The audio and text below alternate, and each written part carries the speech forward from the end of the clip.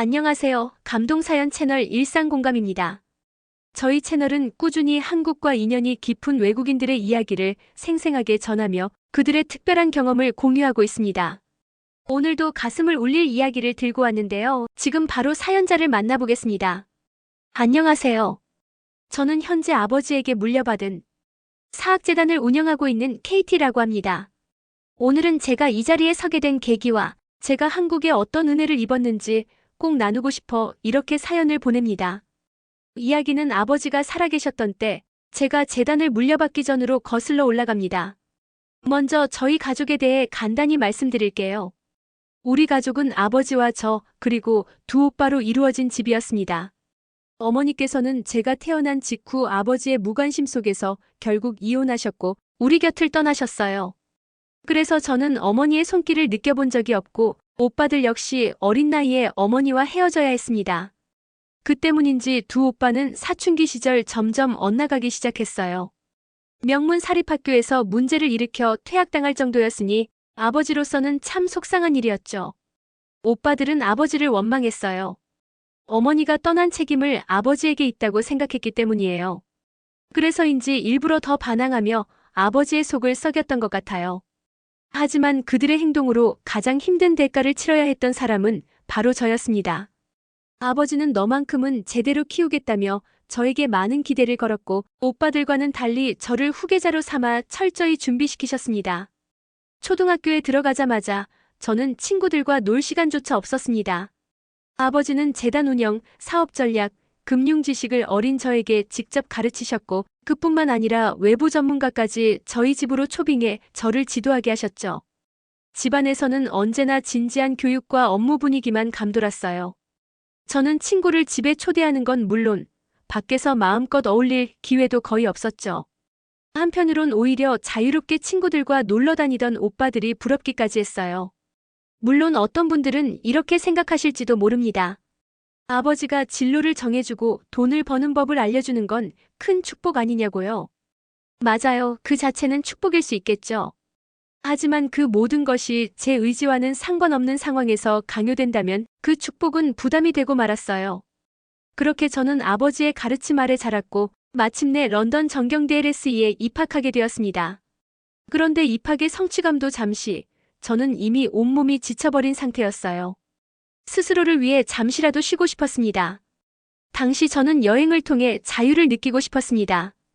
원하는 곳으로 마음껏 떠나고 싶었죠. 하지만 아버지는 이를 허락하지 않으셨습니다.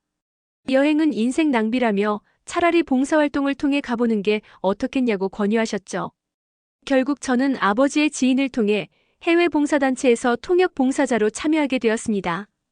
제가 향한 곳은 인도 뭄바이에 위치한 다라비디 HARAVI, 세계 최대의 슬럼가 중 하나였습니다. 도자기 공업이 주요 산업인 이곳은 열악한 노동 환경과 극심한 빈곤 속에서 사람들이 하루하루를 버티는 장소였습니다. 일하는 사람들은 하루 24시간 내내 도자기를 만들어도 한 달 월급이 한국에서라면 한 끼 식사비도 안 될 정도였어요.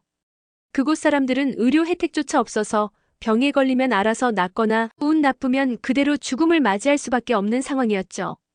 그래서 저희 봉사단체는 임시병원 텐트를 세워 간단한 진료와 치료를 제공했는데 환경이 너무 열악했어요. 저는 통역사로서 환자들과 직접 소통해야 했기에 각종 풍토병에 걸릴 위험도 피할 수 없었습니다. 백신을 맞았음에도 병에 걸릴 때가 있었죠. 그러던 중 특히 심각한 병을 앓던 한 사람과의 만남이 제 인생을 바꿔놓았습니다. 치료를 받기 위해 찾아온 적이 있던 한 사람이 있었습니다. 그의 머리는 마치 울퉁불퉁한 벌레가 집을 짓고 있는 듯한 끔찍한 모습이었어요. 진물이 흐르고 상처는 이미 손 쓸 수 없는 상태였습니다. 저도 모르게 그의 상처를 쓰다듬으며 신의 가호가 있기를이라고 속삭였죠. 그런데 그 후로 마치 신의 저주가 저에게 내려진 것 같았습니다. 봉사가 끝나고 대학으로 돌아왔을 때부터 제 왼손에 이상한 증상이 나타나기 시작했어요. 처음에는 손이 무거워지는 느낌뿐이었지만 점점 손가락을 움직이는 것조차 힘들어졌습니다. 저는 왼손잡이였기에 이 문제는 더욱 심각하게 다가왔습니다. 병원을 찾아가 봤지만 원인을 알 수 없다는 답변만 돌아왔습니다. 심지어 첨단 의료기술로 유명한 영국의 사설 종합병원에서도 진단을 내리지 못했죠. 아버지는 이 소식을 듣고 화를 참지 못하시며 봉사를 보낸 지인을 질책했습니다. 저는 오히려 이렇게 된 이상 학교를 쉬고 잠시 인생의 휴식기를 가져야겠다는 낙관적인 생각을 했어요. 하지만 그건 완전히 잘못된 판단이었습니다. 제 손에 내려진 저주는 이제 시작일 뿐이었으니까요. 진단을 받은 지 한 달 만에 제 왼손은 병변으로 뒤덮였습니다. 손가락을 구부릴 수도 없었고 일상생활은 물론 외출조차 힘든 상황이 되었습니다. 그런 저를 위해 봉사단체를 운영하시던 지인께서 연락을 주셨어요. 본인도 저를 보호하지 못한 책임을 느낀다며 해결책을 제안해 주셨습니다. 영국 외의 나라에서 진료를 받아보라는 조언이었죠. 그는 의료 체계가 더 발달한 나라가 많다며 제가 굳이 영국 병원에만 매달릴 필요가 없다고 했습니다. 하지만 문제는 아버지였습니다. 아버지가 허락하지 않으면 해외로 나가는 건 불가능했거든요. 지인께서는 직접 아버지를 설득하셨고 아버지는 스위스를 추천하셨어요. 자연경관도 좋으니 치료받으며 기분도 나아질 거다라는 말을 들었을 때 저는 화가 치밀었습니다. 손이 망가져가고 있는데 기분이 무슨 소용이냐며 처음으로 아버지께 큰 소리를 내고 말았죠. 아버지의 뜻대로 살다가는 도저히 제 명대로 살 수 없을 것 같았습니다. 결국 저는 제 예금을 모두 모아 한국행 비행기에 올랐습니다.